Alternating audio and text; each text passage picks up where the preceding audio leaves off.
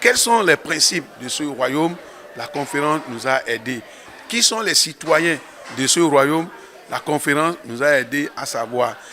On devient citoyen du royaume de Dieu d'abord par la régénération qui nous permet de comprendre ce que Christ, Jésus-Christ, est allé faire à la croix, spirituellement, physiquement, pour chacun de nous. Et maintenant, la foi et le Saint-Esprit sont les deux éléments par lesquels on entre dans ce royaume.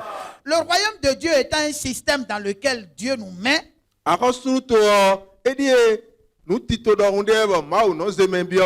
Nous devenons citoyens de ce royaume-là en devenant participants de la nature divine.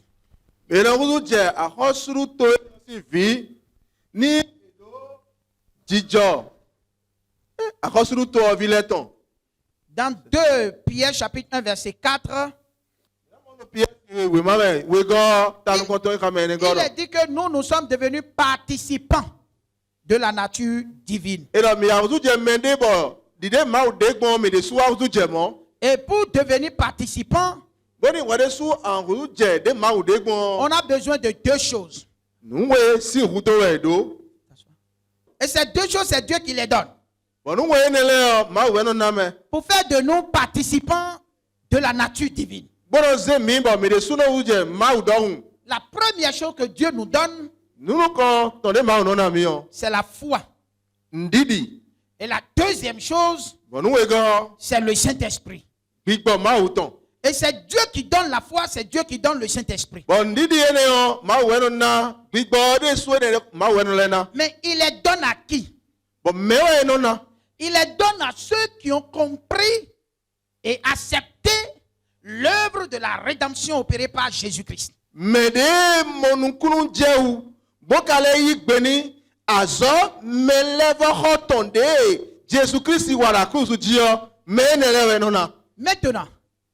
je vous ai dit tout à l'heure qu'on peut accéder à un territoire par deux documents. Il y a deux documents qui permettent à quelqu'un de résider sur un territoire. Il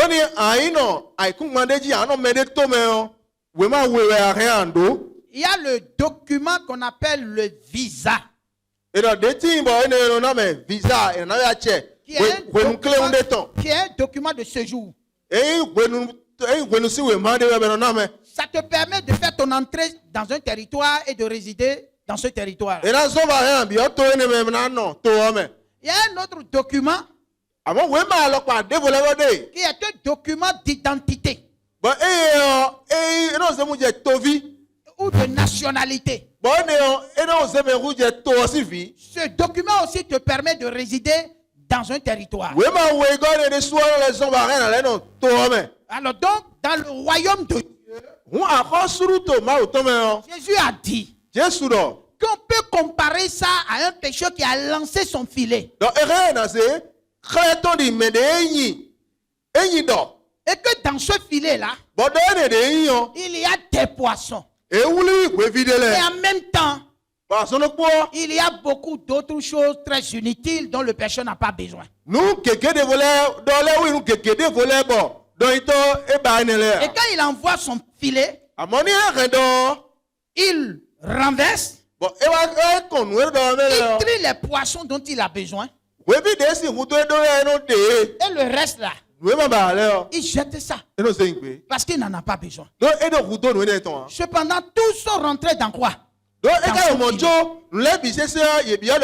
C'est pour ça que tout à l'heure j'ai donné l'exemple de celui qui s'est retrouvé dans la salle de fête.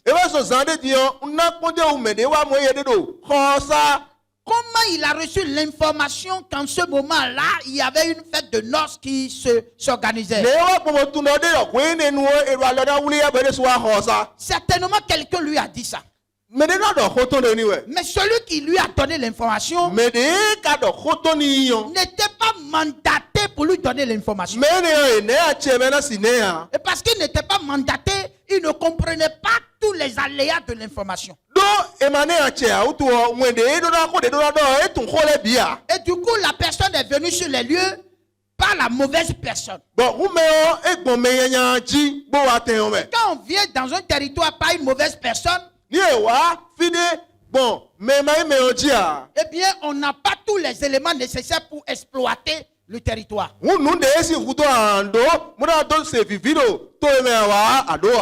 est écrit dans la Bible que lorsque les enfants d'Israël sortaient de l'Égypte, quelque chose s'est passé. Il y avait des personnes égyptiennes qui les avaient suivis. Comment ils ont su que ce peuple-là était en train d'aller quelque part? Est-ce que c'est Josué et c'est Moïse qui leur a dit suivez-nous, suivez-nous, suivez-nous? Ça veut dire qu'il y avait des gens du peuple qui les avaient invités. Et ils ont suivi le peuple en même temps. Et arrivé maintenant où il y a la mer Rouge, qu'est-ce qui va se passer? Ce sont ceux-là qui ont commencé à s'agiter et crier. Parce qu'ils ont eu peur. Ils n'ont pas expérimenté l'identité d'Israël parce qu'ils ne sont pas Israël. Et comme les mauvaises compagnies corrompent les bonnes mœurs, la Bible dit quand ils commencent à crier là, et en même temps le peuple aussi commence à crier. Dans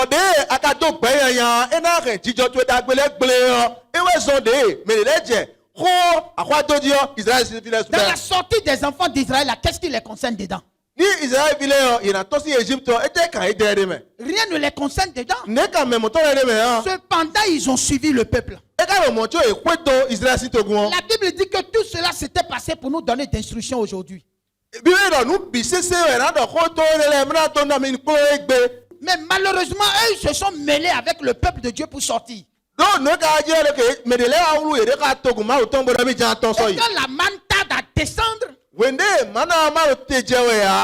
eux qui commencent à crier d'abord. Ce sont eux qui trouvent qu'il y a problème. Et quand ce n'est pas selon leur volonté,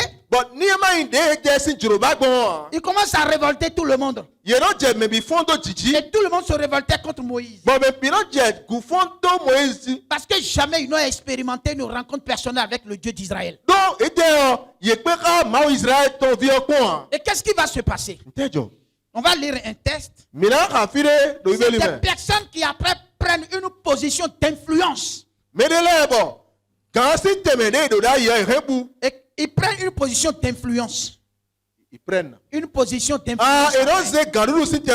Et quand ils prennent cette position, ce qui va se passer, c'est qu'ils commencent à gouverner maintenant les enfants de Dieu. Je vais vous expliquer quelque chose. Dans le livre de Nombres, chapitre 11, le verset 4.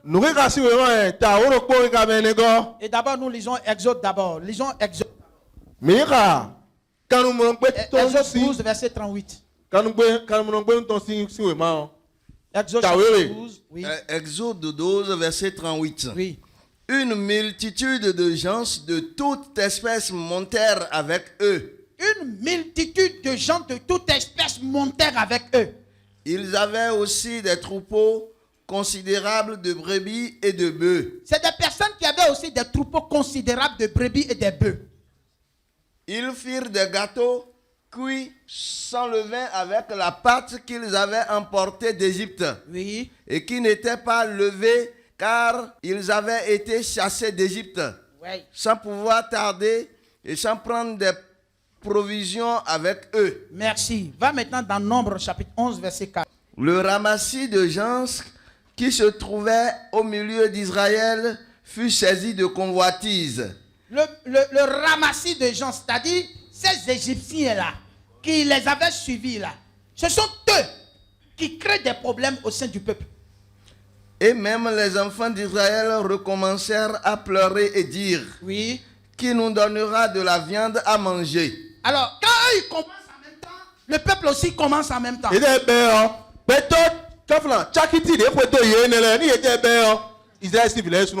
Donc, il suffit simplement qu'ils commencent la révolution, ils commencent le paganisme, et puis en même temps, le peuple en même temps commence à les suivre. Pourquoi eux, ils sont comme ça? Parce qu'ils avaient dans leur nature, qui n'est pas divine là, cette nature humaine qui était nature égyptienne là, ils ont ça et puis ils manifestent ça.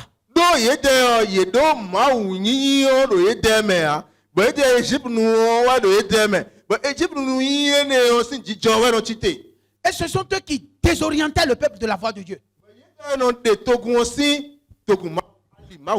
Dieu a toujours dit à son peuple, si vous arrivez sur le territoire où je vous ai promis, où coule le lait et le miel, n'imitez pas le comportement de ces gens-là.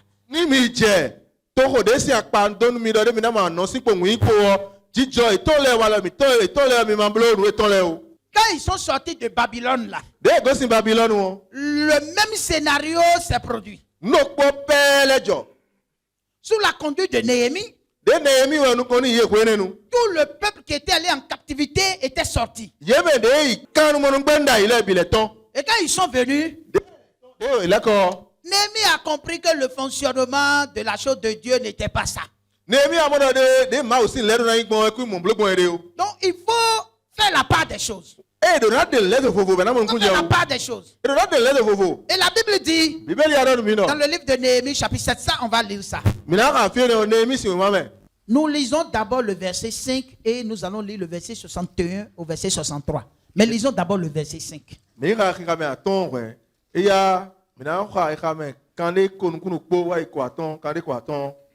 Néhémie chapitre 7 verset 5. Oui. Mon Dieu m'a mis au cœur d'assembler les grands, les magistrats et le peuple, oui, pour en faire le dénombrement. Je trouvais un registre généalogique de ceux qui étaient montés les premiers. Regardez, Dieu là, il se connaît. Il sait que parmi le peuple, il y avait des gens dans le peuple qui n'avaient pas de généalogie dans le peuple.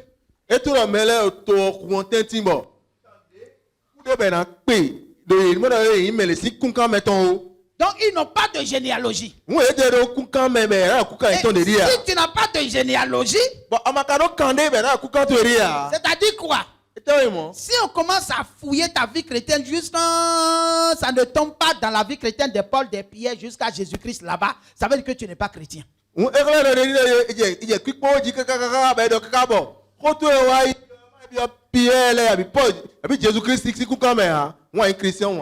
Parce qu'il faut à chacun de prouver sa généalogie pour dire, si je suis enfant d'Israël et que je suis enfant de Dieu dans ce peuple, c'est parce que mon père, mon grand-père, mon arrière-grand-père, mes aïeux, ça tombe, et puis ça tombe sur la tête de Paul là-bas, ça tombe sur la tête de Pierre là-bas, et puis ça tombe sur la tête de Jésus-Christ là-bas. Et puis on dit, ah, toi là, tu es vraiment enfant de Dieu en Israël.